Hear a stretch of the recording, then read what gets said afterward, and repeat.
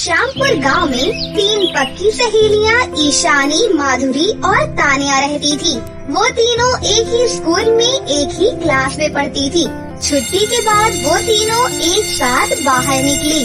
वो देखो, हमारे बर्गर वाले चाचा आ गए। ये बिल्कुल टाइम पर आते हैं हमेशा। फिर वो तीनों बर्गर वाले के पास चली गयी। बोल ईशानी, क्या खाएगी तू? बर्गर, मोमोज या पानी पूरी? इतने में उन्हीं के थोड़ी दूरी पर एक दूसरी लड़की बीच में बोल पड़ी। अरे वो बेचारी क्या बताएगी, वो तो बेचारी तुम दोनों के सहारे ही चाचा के बर्गर के ठेले के पास आ जाती है। अगर तुम दोनों अमीर सहेलियां उसकी जिंदगी में ना होती तो वो आज तक बर्गर की शक्ल तक नहीं देख पाती। इतना सुनते ही माधुरी और तानिया मुस्कुराई और उस लड़की के पास चली गई। आप दोनों मेरे पास क्यों चली आई? जाओ जाओ, अपनी गरीब सहेली को बर्गर पिज्जा खिलाओ। उसके इतना बोलते ही माधुरी और तानिया ने उस लड़की को मारना शुरू कर दिया। सब उन दोनों लड़कियों को रोकते रहे, लेकिन वो लड़कियां नहीं रुकी और उसे मारती रही। तूने ही कहा था ना कि हम दोनों बहुत अमीर हैं। ये ले पैसे, अपना इलाज करा लेना। उम्मीद से ज्यादा ही पैसे हैं ये। आज के बाद हमारी सहेली के खिलाफ किसी ने जरा सा भी कुछ कहा तो उसका अंजाम इससे भी खौफनाक होगा। चल ईशानी, अब घर चलते हैं। वो तीनों सहेलियां वहाँ से चली गयी। तभी चाचा ने उस लड़की से कहा, बिटिया, मुझे लगता है कि आज के बाद आप किसी भी गरीब का मजाक नहीं उड़ाओगी। तो इस तरह से उन तीनों की दोस्ती के चर्चे पूरे स्कूल में थे। ईशानी गरीब जरूर थी, लेकिन तानिया और माधुरी उसे इस बात का कभी भी अफसोस नहीं होने देती थी। तभी रास्ते में, मैं कितनी खुशनसीब हूँ कि मुझे तुम दोनों जैसी सहेलियाँ मिली। तुम दोनों इतनी ज्यादा अमीर हो। तुम दोनों के पिताजी की खुद की कंपनियाँ चलती हैं, फिर भी तुम दोनों मुझसे कितना प्यार करती हो। तुम दोनों को तो किसी बड़े अमीरों वाले स्कूल में पढ़ना चाहिए। अगर आगे से खुद को गरीब कहा तो मैं तेरा भी वही हाल करूँगी जो उस लड़की का किया था। तो इस तरह से उन तीनों की दोस्ती चलती रही। दिन बीतते गए और एक दिन ईशानी के गांव में बहुत भयंकर बाढ़ आ गई। 2-3 दिन ईशानी स्कूल नहीं आई। एक रोज छुट्टी के समय, तानिया, 3 दिन हो गए ईशानी स्कूल नहीं आई। चल उसके गांव चलते हैं, कहीं बारिश की वजह से बुखार तो नहीं आ गया उसे। वो दोनों पैदल ईशानी के गांव की तरफ निकल पड़ी। जैसे ही दोनों ईशानी के गांव के पास पहुंची, वैसे ही कुछ पुलिस वालों ने दोनों को रोक लिया। अरे, कहाँ जा रही हो तुम दोनों? इस गांव में मेरी सहेली रहती है। अब इस गांव में कोई नहीं रहता। 2 दिन पहले इस गांव में भयंकर बाढ़ आई थी, जिससे सारे घर बह गए। बहुत सारे लोगों की तो जान तक चली गई। जो बच गए वो किसी तरह अपनी जान बचाकर भाग गए। ये सुनकर माधुरी और तानिया को झटका लगा। पता नहीं बेचारी कहाँ होगी, पता नहीं जिंदा भी होगी या नहीं। अरे ऐसा मत बोल तानिया, हम जल्दी ही उसे ढूंढ निकालेंगे। उन दोनों ने ईशानी को ढूंढने की बहुत कोशिश की, पर वो नहीं मिली। उन दोनों ने ईशानी के बारे में अपने अपने पिता को भी बताया। उनके पिता ने पुलिस की मदद ली, पर ईशानी के बारे में कुछ भी पता नहीं चला। फिर एक रोज स्कूल की तरफ से कहीं टूर जाने वाला था। बच्चों, इस क्लास के सभी लोगों का इस स्कूल में आखिरी साल है। इसके बाद आप सभी कॉलेज में चले जाओगे। तो इस साल को यादगार बनाने के लिए हम सभी टूर पर जाएंगे, वो भी उत्तराखंड की वादियों में। सभी बच्चे खुश हुए, लेकिन माधुरी का मन नहीं था जाने का। माधुरी, चलते हैं ना, हमारा मूड भी थोड़ा बदल जाएगा। तानिया के जिद करने पर माधुरी मान गई। दोनों ने टूर वाली बात अपने पापा को बताई। तुम लोग इतनी दूर टूर पर जाओ, मैं तुम्हें नहीं रोकूंगा, पर तुम दोनों स्कूल बस में नहीं बल्कि अपनी कार से जाओगी। अनिकेत हर वक्त तुम दोनों के साथ रहेगा। तानिया, मैंने आपके डैड से भी बात कर ली है, तुम दोनों मेरी ही कार से जाओगी। ओके? Okay uncle. अगले दिन वो लोग उत्तराखंड पहुंच गए। अरे तानिया, उस लड़की को देख, वो जो बकरी चरा रही है। अरे ये तो अपनी ईशानी जैसी लग रही है। वो दोनों उसी लड़की के पास पहुंच गयी। वो कोई और नहीं बल्कि ईशानी ही थी। ईशानी ने उन दोनों को देखा, तीनों का गला भर आया। तीनों बहुत कुछ बोलना चाह रही थी पर आवाज ही नहीं निकल रही थी। पता है हमने तुझे कहाँ नहीं ढूंढा, अचानक से गायब हो गई तू। सब कुछ बताऊंगी, आओ यहाँ पास में मेरा घर है, चलोगी नहीं?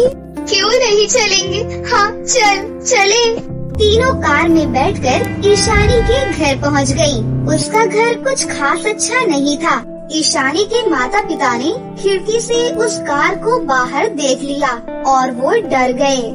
ये इतनी बड़ी कार तो हमारे घर की तरफ ही आ रही है। कहीं ये लोग बैंक की तरफ से तो नहीं आए हैं? इनका आना तो बनता ही है। अगर हम टाइम पर लोन जमा करा देते तो ये लोग नहीं आते। अब ये लोग हमारे घर का सारा सामान उठाकर ले जाएंगे।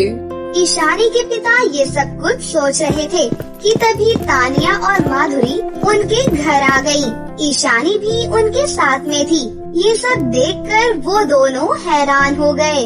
माधुरी, तानिया बेटा, आप दोनों यहाँ इतनी दूर? चाचा, ऊपर वाले ने आखिरकार आप लोगों से मिलवा ही दिया। आप लोग तो बिना बताए गायब ही हो गए। पता है पापा भी आप लोगों को खूब ढूंढते रहे पर आप लोग कहीं मिले ही नहीं। क्या बताऊं बिटिया, उस भयंकर बाढ़ ने तो हमारे पूरे गांव को ही उजाड़ कर रख दिया। बहुत लोग मारे गए। किसी तरह अपनी जान बचाकर हम लोग भागे। महीनों लग गए रुकने का सहारा ढूंढते ढूंढते। फिर यहाँ उत्तराखंड में एक दोस्त ने मेरी एक पेट्रोल पंप पर नौकरी लगवा दी। फिर लोन लेकर हमने ये छोटी सी झोपड़ी बना ली है। शीला, मुझे तो यकीन ही नहीं हो रहा है कि जो मैं देख रहा हूँ वो सच है या कोई सपना। सही कहा आपने, ये दोनों बहुत बड़े घर की बेटियां हैं। फिर भी हमारी ईशानी से इन्होंने आज तक दोस्ती नहीं तोड़ी। अगर पूरा देश ऐसा ही हो जाए तो ये देश फिर से महान बन जाएगा। माँ, तुम तो जानती ही हो कि ये दोनों मेरी बचपन की सहेलियां हैं। हम तीनों को पूरा स्कूल जानता था। एक बार तो मुझे किसी ने गरीब कह दिया तो इन दोनों ने उसकी खोपड़ी फोड़ दी। तुम तीनों की दोस्ती देखकर तो मुझे अपना पुराना भारत याद आ गया। अच्छा, अब तुम तीनों गप्पे मारो, मैं सबके लिए चाय नाश्ता बनाकर लाती हूँ। अरे नहीं आंटी, आप तो मुझे पाप चढ़ा देंगी। मैं अभी चाय बनाकर लाती हूँ, तुम दोनों यहाँ बैठो। माँ, आप दोनों बैठो, आज हम तीनों मिलकर चाय बनाएंगे। फिर आप बताना कि चाय कैसी बनी है। हाँ माँ जी, हम तीनों बेटियों के होते हुए भला आप क्यों चाय बनाएंगी? तो इस तरह ईशानी, तानिया और माधुरी किचन में चाय बनाने के लिए चली गई। फिर चाय पीने के बाद धीरे धीरे शाम हो गई। तो ठीक है ईशानी, हम दोनों ने अब तुम्हारा घर तो देख ही लिया है। अब हम दोनों आते रहेंगे। मेरा मन तो बहुत कर रहा है कि तुम दोनों आज रात यहीं पर रुक जाओ, पर चाहकर भी मैं तुम दोनों को अपने घर में नहीं रोक सकती। ना ही मेरे घर में बेड है और ना ही अच्छा बिस्तर। जमीन पर गद्दा बिछाकर सोना होगा। तभी उसकी माँ ने कहा, अरे बेटा, रात होने वाली है, इतनी रात में कहाँ जाओगी? क्यों ईशानी, मैंने सही कहा ना? अब ईशानी को मजबूरी में हाँ कहना पड़ा। तभी उन दोनों ने अपने अपने पिता को फोन कर दिया। पापा, हमें यहाँ ईशानी मिल गई, लेकिन वो लोग जिद कर रही हैं कि आज रात हम यहीं रुक जाएं। तो क्या मैं रुक सकती हूँ? ठीक है, रुक जाओ। मैं तुम्हारे प्रिंसिपल और अनिकेत से बात कर लेता हूँ। कल मैं भी आ रहा हूँ ईशानी बिटिया से मिलने। अगले दिन माधुरी के पिता भी आ गए। अरे, आप दूसरे के पेट्रोल पंप पर काम करना बंद कर दीजिए। मैंने अपने गांव के पास ही एक पेट्रोल पंप खोला है। आप लोग वहीं वापस चलिए, क्योंकि वो पेट्रोल पंप आपको ही मैनेज करना है। फिर कुछ दिनों के बाद वो लोग अपने पुराने गांव वापस आ गए।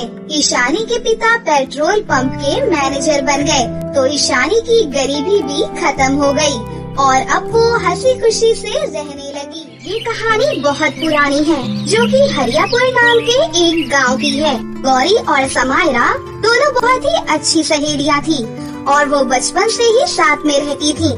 लेकिन गौरी एक गरीब परिवार से थी, जबकि वहीं समायरा का परिवार गौरी के परिवार से बहुत अमीर था। लेकिन फिर भी उन दोनों की दोस्ती बहुत ही पक्की थी।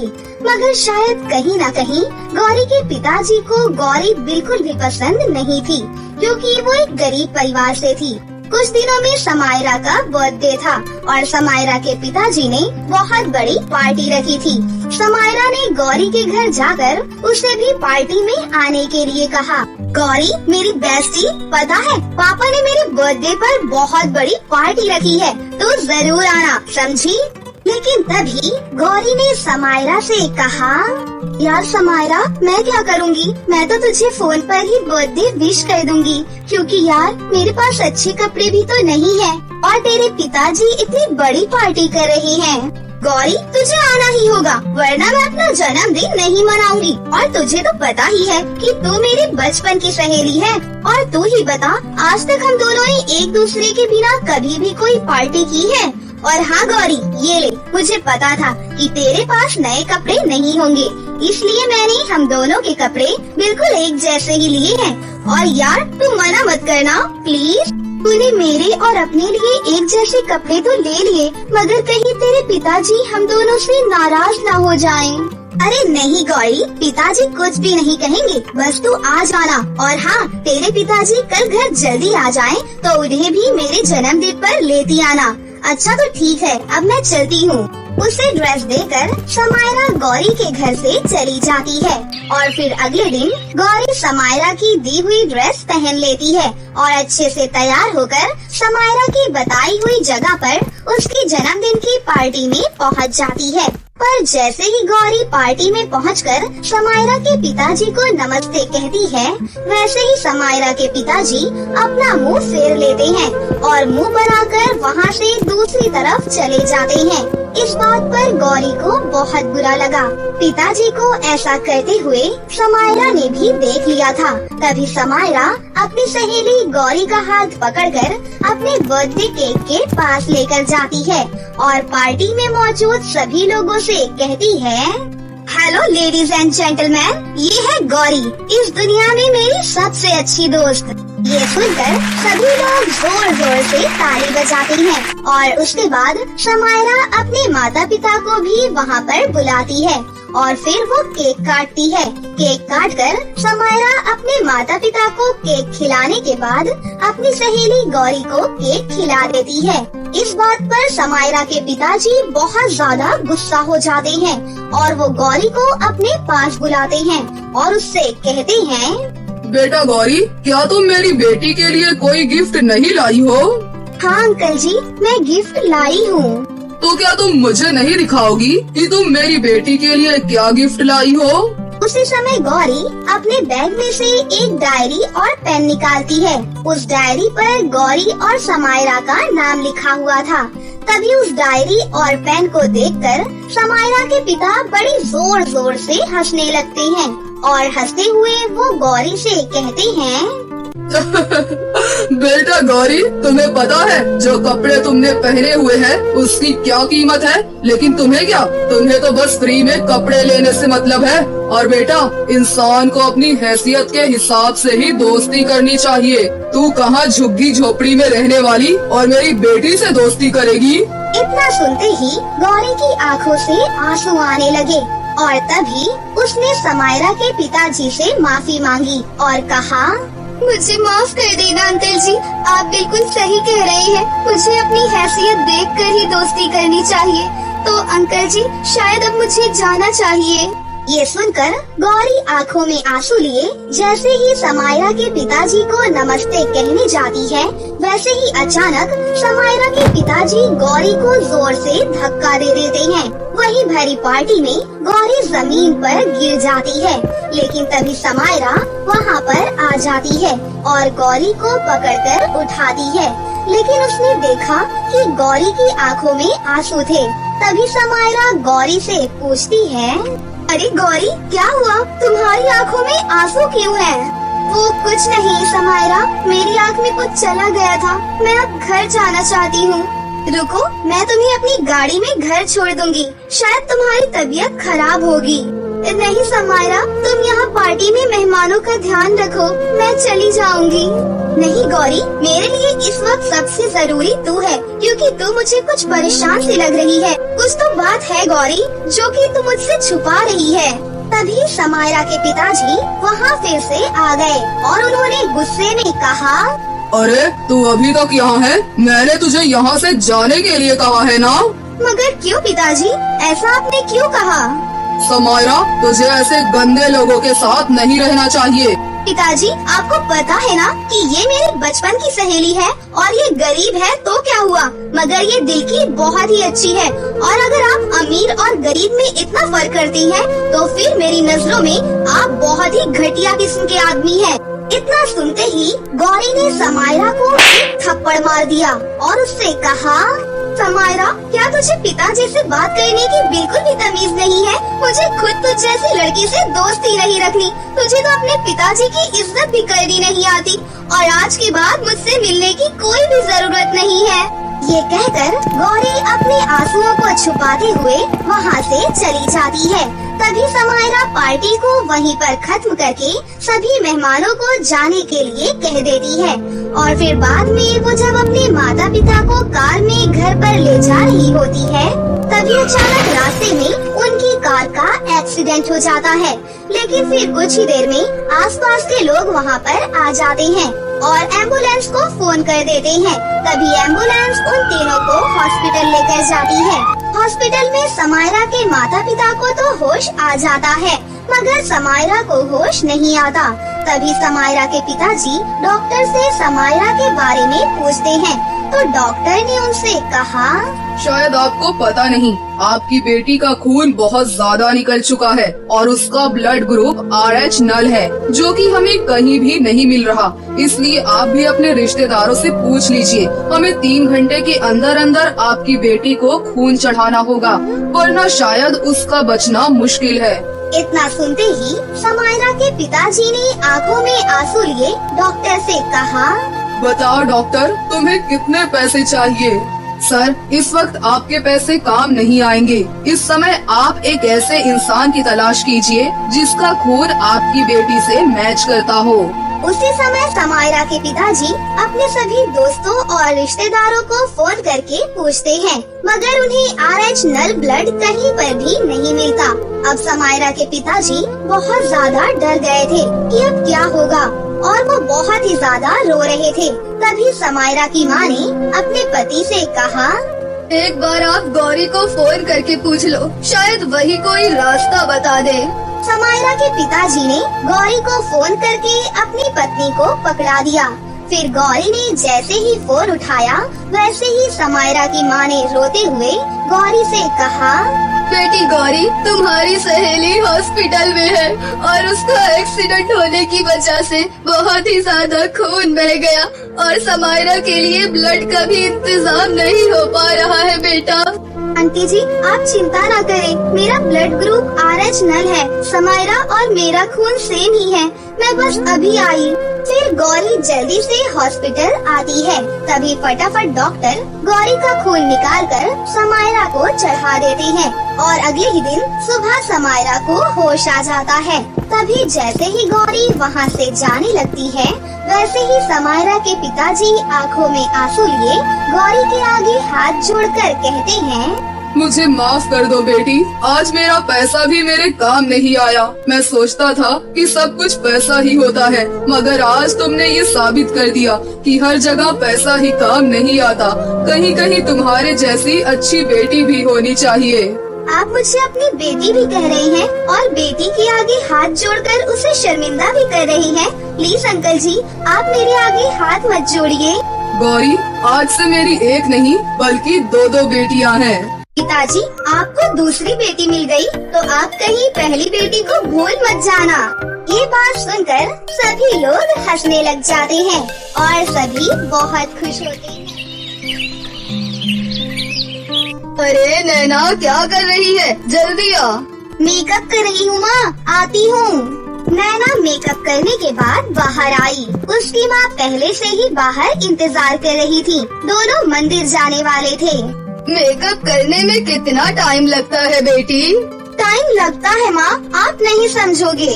हाँ, मैं तो बुढ़ी हो गई हूँ, मैं कैसे समझूंगी। लेकिन बेटी, घर का काम काज भी तो सीखना पड़ेगा, नहीं तो ससुराल जाकर क्या करेगी। हाँ, वहाँ भी मेकअप ही करूँगी माँ, मैं तो एक ब्यूटी पार्लर खोलूंगी। अच्छा, और घर का काम कौन करेगा?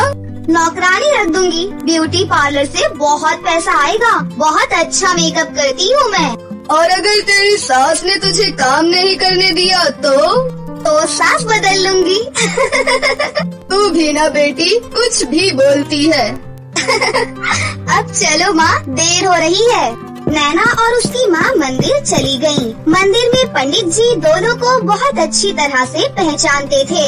अरे जानकी बहन, बेटी जवान हो गई है, शादी वादी करवाओगी कि नहीं? हाँ पंडित जी, आपकी नजर में कोई अच्छा लड़का है क्या? है ना, मैं फोटो लेकर आता हूँ घर पर, उसी बहाने नैना बेटी के हाथों की एक कप चाय भी पी लूंगा। पंडित जी से बात करने के बाद नैना अपनी माँ के साथ बाजार जाने लगती है कि तभी रास्ते में नैना को उसकी सहेली रवीना मिल जाती है। अरे रवीना, तू कितने दिनों बाद मिल रही है। माँ, आप बाजार जाओ, मैं रवीना से बात करके अभी आती हूँ। अच्छा ठीक है बेटा, मैं चलती हूँ, तो आराम से बात करके आ। इतना बोलकर नैना की माँ जानकी वहाँ से चली जाती है। और बता, कहाँ है आजकल? तू अपनी सहेली के घर का रास्ता ही भूल गई। माना कि तू बहुत अमीर है, पर अपनी इस गरीब सहेली को कैसे भूल गई? मैं तो तेरी बेस्ट फ्रेंड हूँ ना। अरे नहीं यार, ऐसी कोई बात नहीं है। वो दरअसल मेरी शादी फिक्स हो गई है ना, तो बस शादी की तैयारियों में बिजी रहती हूँ। तुझे तो पता ही है कि शादी में कितने काम होते हैं। और मैं तो कल तेरे घर ही आने वाली थी, तुझे शादी का कार्ड जो देना है।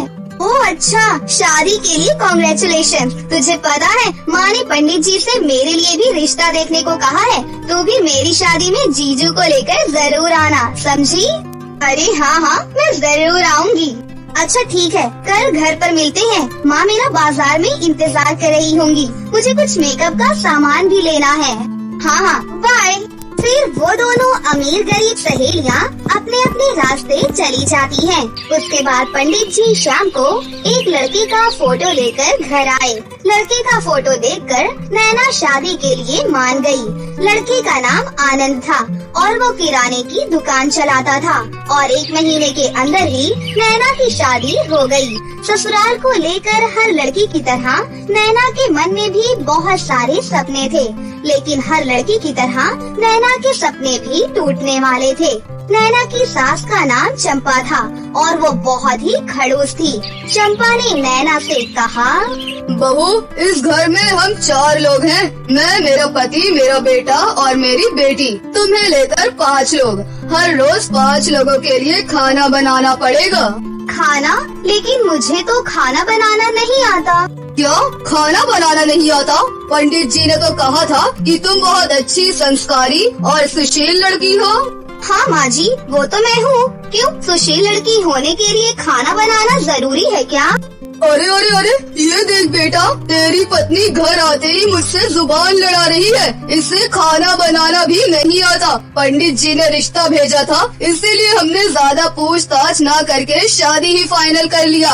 लेकिन हमारे साथ धोखा हो गया है बेटा, धोखा हो गया है। अरे ये तो गजब बात हो गई। मैंने खाना बनाना नहीं सीखा, लेकिन मुझे कुछ और काम आता है।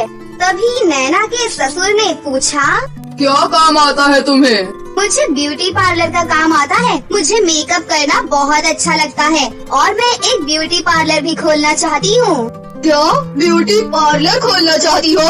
हाय हाय हाय, ये कैसी बहू लाई मैं, ये तो बाहर काम पर जाना चाहती है। नैना समझ गई कि इस घर में उसका सपना पूरा नहीं हो सकता। शाम को जब नैना रसोई में खाना बनाने की कोशिश कर रही थी, तभी वहाँ उसकी नंद कुसुम आई। भाभी लाइए, मैं आपकी मदद कर देती हूँ। अरे नंद जी, बहुत बहुत धन्यवाद। मुझसे तो ये हो ही नहीं रहा था। बस वो माँ को मत बताना, वो सुनेंगी तो मुझ पर गुस्सा करेंगी।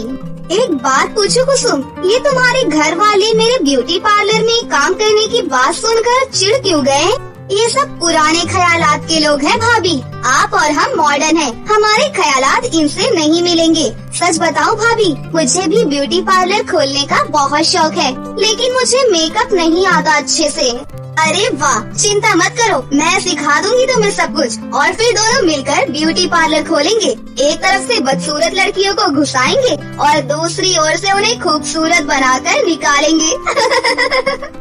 कुसुम नैना के पास छुप छुप कर मेकअप का काम सीखने लगी। कुसुम बाहर कॉलेज ट्यूशन जाती थी, उसकी काफी जान पहचान थी। एक दिन कुसुम ने नैना से कहा, भाभी एक शादी का काम है, करोगी? अच्छा खासा पैसा मिलेगा। हाँ हाँ क्यों नहीं, घर पर कुछ बहाना बनाना पड़ेगा। घर पर बहाना बनाकर नैना और कुसुम शादी में मेकअप करने चली गयी। उन्हें अच्छा खासा पैसा मिला। लड़कियों को नैना का काम इतना पसंद आया कि उन्होंने खुश होकर एक्स्ट्रा पैसे भी दिए। कुछ ही दिनों में मैं ब्यूटी पार्लर खोलूंगी, आ जाना सभी। इसी तरह नैना छुप छुप कर शादियों में मेकअप का काम करने लगी। धीरे धीरे पैसा जमा करके उसने एक छोटा सा ब्यूटी पार्लर खरीद भी लिया। अब बस सामान खरीद कर ब्यूटी पार्लर का काम शुरू करना था। लेकिन तभी ये खबर चंपा के कानों में पहुंच गई। क्या तुमने ब्यूटी पार्लर खोला है? हमारे घर की बहू होकर बाहर काम पर जाना चाहती हो? हाँ, हमने बार बार मना किया था ना करम जली, तूने हमारी बात नहीं मानी। रुक, तुझे अभी बताता हूँ। आनंद ने नैना को एक थप्पड़ मारा। नैना नीचे गिर पड़ी, उसका सर दीवार से टकरा गया और उसकी वहीं मौत हो गई। अरे बेटा, ये क्या किया तूने? मार कैसे डाला? मैं तो सिर्फ थप्पड़ मारना चाहता था, लेकिन ये क्या हो गया? जल्दी से बॉडी को छुपा दो, नहीं तो गड़बड़ हो जाएगी। तीनों ने मिलकर नैना की बॉडी को उसी ब्यूटी पार्लर के नीचे जमीन में दफना दिया। कुसुम घर लौटकर भाभी को ढूंढने लगी तो चंपा ने उससे कहा, भाग गई है वो, आज के बाद इस घर में उसका नाम भी मत लेना। लेकिन अगले दिन अचानक से आनंद की दुकान पर आग लग गई। अचानक से कमाई का एकमात्र जरिया बंद हो गया। ये पापी पेट लोगों से क्या क्या करवाता है। भूख के मारे चंपा को उस ब्यूटी पार्लर की याद आई। कुसुम बेटी, तुझे भी थोड़ा बहुत मेकअप आता है ना? जा तू ब्यूटी पार्लर चला। लेकिन माँ, मुझे अच्छी तरह से नहीं आता है। अरे तू 2-3 दिन जा तो सही, सब कुछ सीख जाएगी। कुसुम ब्यूटी पार्लर में गई, लेकिन उसका हाथ कांप रहा था। उसे ज्यादा कुछ आता भी नहीं था, इसीलिए वो बहुत ज्यादा टेंशन में थी। तभी एक औरत आई। तुम बाल काट सकती हो ना? मेरे बाल काट दो, मुझे शादी में जाना है। वो औरत बैठ गई, लेकिन कुसुम ने डर के मारे कैंची पर हाथ भी नहीं दिया। उस औरत ने आंखें बंद कर ली। तभी कुसुम ने देखा, अचानक से कैंची अपने आप हवा में तैरने लगी और वो कैंची अपने आप ही उस औरत के बाल काटने लगी। अरे ये क्या? ये जादू कैसे हो रहा है? बाल काटने के बाद वो कैंची अपनी जगह पर वापस आ गई। वो औरत बड़ी खुश हुई। अरे वाह, बहुत अच्छा काटा है, ये लो पैसे। पैसे देकर वो औरत चली गई, लेकिन कुसुम को कुछ समझ नहीं आ रहा था। वो हैरान थी। तभी उसके सामने नैना की आत्मा आई। कुसुम, हैरान मत हो, वो मैं थी। मुझे पता था कि तुम घबराई हुई थी, इसीलिए मैं तुम्हारी मदद करने के लिए आई। मैं इसे जमीन के नीचे दफन हूँ कुसुम। नैना की आत्मा ने कुसुम को सब कुछ बताया और उसे इस मर्डर का बदला लेने के लिए कहा। कुसुम ने पुलिस में खबर की। चंपा, उसके पति और आनंद को अरेस्ट किया गया। फिर कुसुम अकेली ही उस घर में रहने लगी और ब्यूटी पार्लर चलाने लगी।